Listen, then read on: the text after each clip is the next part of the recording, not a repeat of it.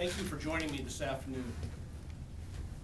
It's not part of my job as Colorado's Attorney General to weigh in on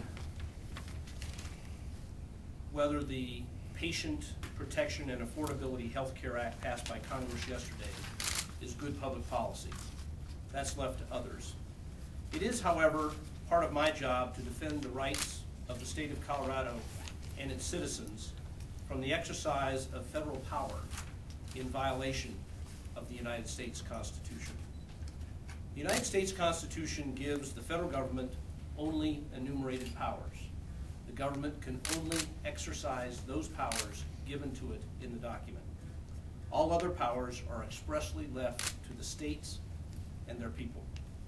One such enumerated power in the Constitution is the power to regulate interstate commerce.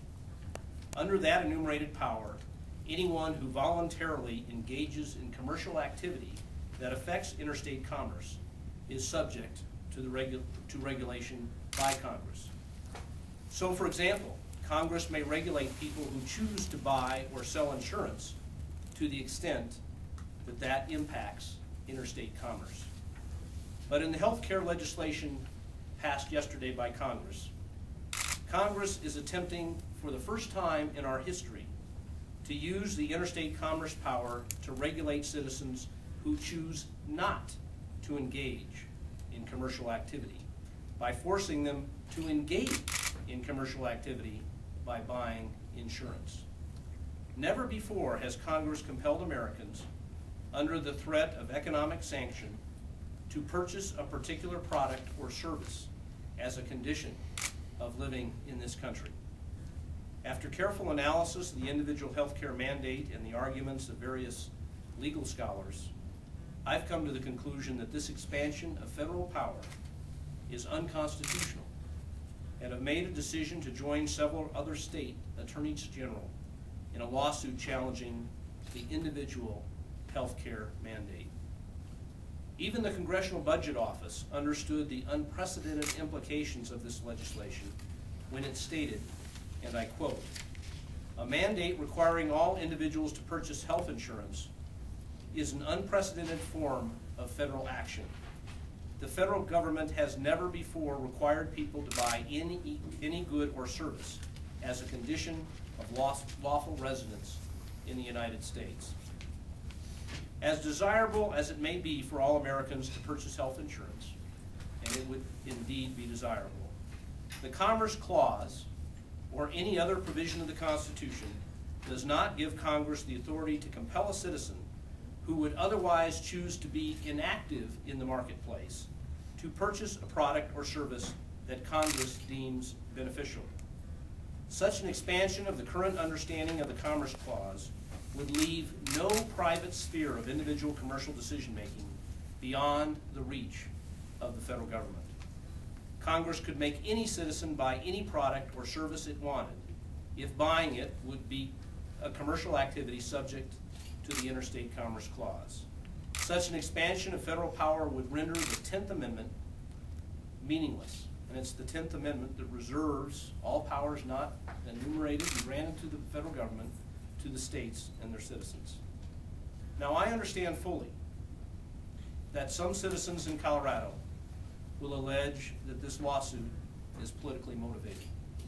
For me, it is not. I'm not reacting to any group or constituency. All I can do is assure all Coloradans that my decision is based on my belief that the individual health care mandate is an unprecedented expansion of the power of the federal government that could undermine the rights of the states and their citizens for generations to come.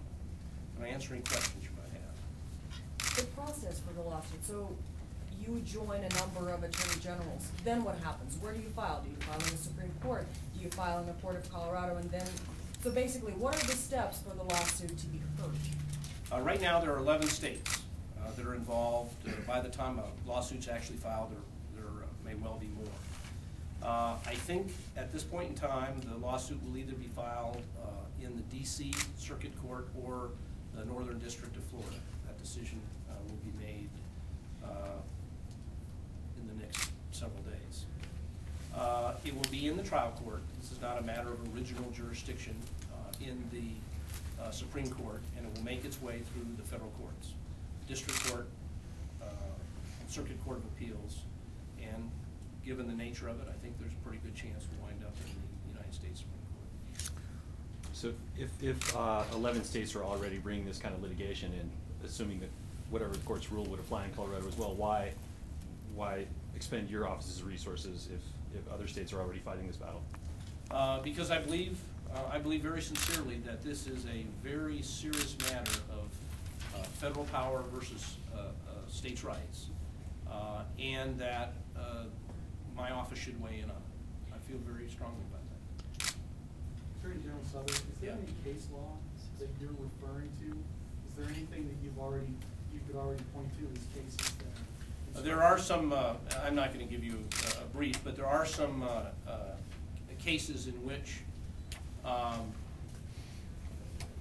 the courts have said you can't regulate inactivity in interstate commerce. Well, you can only regulate interstate commerce. In essence, what Congress is doing here is not regulating interstate commerce. They're creating interstate commerce.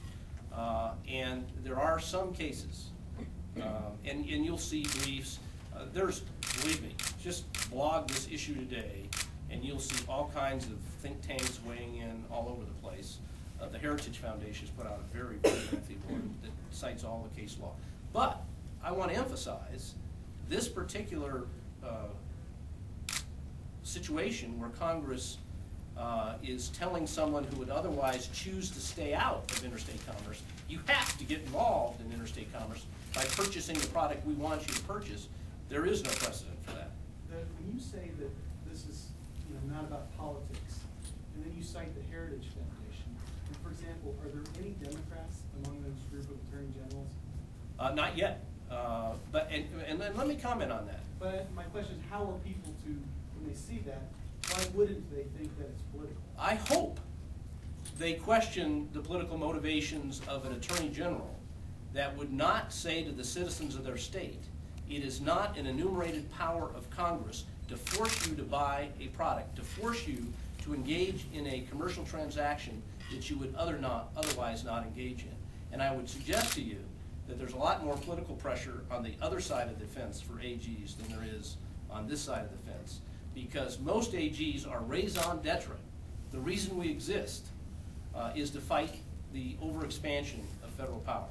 And for AGs in some states to say, oh, it's okay, and clearly part of the commerce power to force people to buy a particular product